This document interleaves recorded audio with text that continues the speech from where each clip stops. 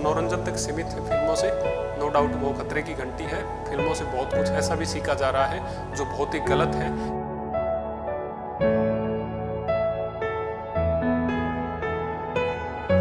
Good morning, नमस्कार। मेरा नाम राज आलमपुर है। जैसा आप जानते हैं मैं motivational seminar and student counselling करता हूं। आप सभी का मैं स्वागत करता हूं हमारी इस सीरीज में 100 बातें काम की, और हम पहुंच गए हैं वीडियो नंबर 2 में। और यदि आप दूसरी वीडियोज़ को भी देखना चाहते हैं तो आप हमारे चैनल की प्लेलिस्ट में जाके 100 बातें काम की, वहां पर आप दूसरी वीडियोज़ को भी वॉच कर सकते हैं। आज का हमारा विषय काफ़ी गंभीर है। जहां देश में 8,000 से ज़्यादा घंटे नहीं होते एक साल में, वहां 10,000 से ज़्यादा सुसाइड हो रही हैं। इन्हीं दिनों में हमने एक खबर सुनी कि सुशांत जी, उन्होंने भी सुसाइड किया, और न जाने कितने सारे ऐसे सेलिब्रिटीज़ और दूसरी जगह जो अपने लेवल में बहुत अच्छे होते हैं उनको सुसाइड करना पड़ता है। नो डाउट जो कारण आप समझते हैं कि उनको डिप्रेशन था या फिर ये इस टाइप की चीज़ें थी, मैं सीधा अपने पॉइंट से बात करता हूँ। क्या लगता है ऐसे इंसान डिप्रेशन के शिकार होंगे जो पहले से बहुत टैलेंटेड थे? क्या ऐसे इंसान जिन्होंने बहुत सारा अपने ऊपर काम किया है, जो वेदों की शास्त्रों की बात करते हैं, उन्हें सुसाइड अटेम्प्ट करना पड़ा, तो क्या लगता है कि क्या वो खुद इतने अंदर से मजबूत नहीं थे? नो डाउट ये बात तो सच्चाई है कि कहीं ना कहीं ये डिसीजन मैं उनका कभी भी सही नहीं मानूंगा, लेकिन फिर भी हमें सोचना चाहिए कि ये इंसान सुसाइड आखिर वो क्यों कर रहा है।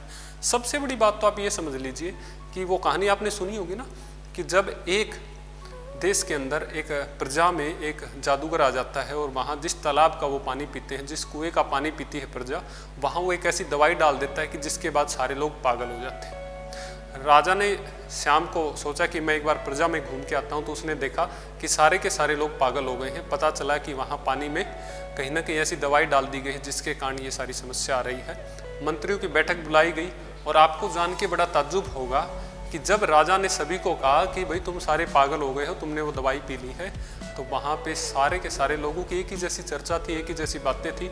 उन सभी ने प्रेशर बना के ये सिद्ध कर दिया कि राजा जी आप ही पागल हो गए, हम तो बिल्कुल ठीक है। और आपको जान के अजीब लगेगा, कुछ लोग बगावत कर बैठते हैं, लेकिन राजा को राज करना था तो आखिर में राजा को करना क्या पड़ा?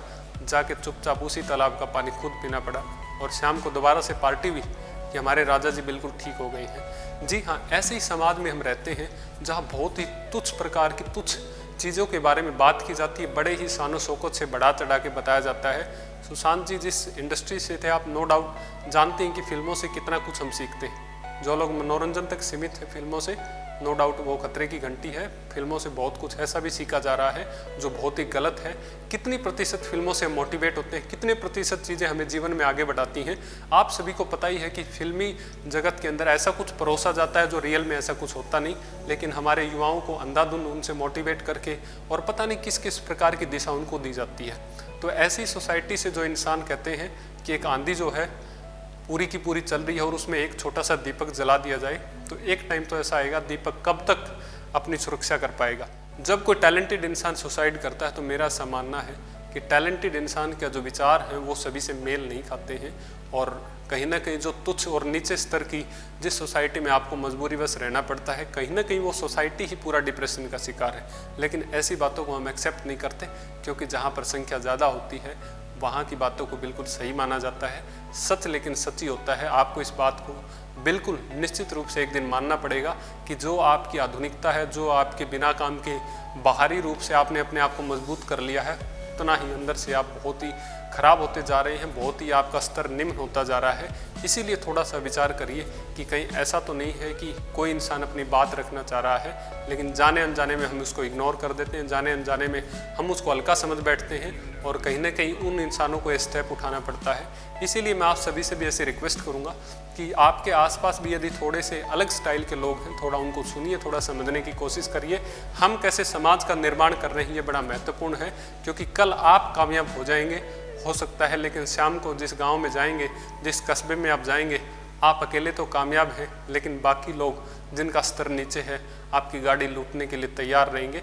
आपको दोबारा से आपको डर लगेगा। और वही बात है कि आज भी हम घर जाते हुए 9 बजे 10 बजे, आज भी रात को हम घर नहीं जा सकते। इसका सीधा सा मतलब है कि हमें सोचना चाहिए हम कैसे समाज का निर्माण कर रहे हैं।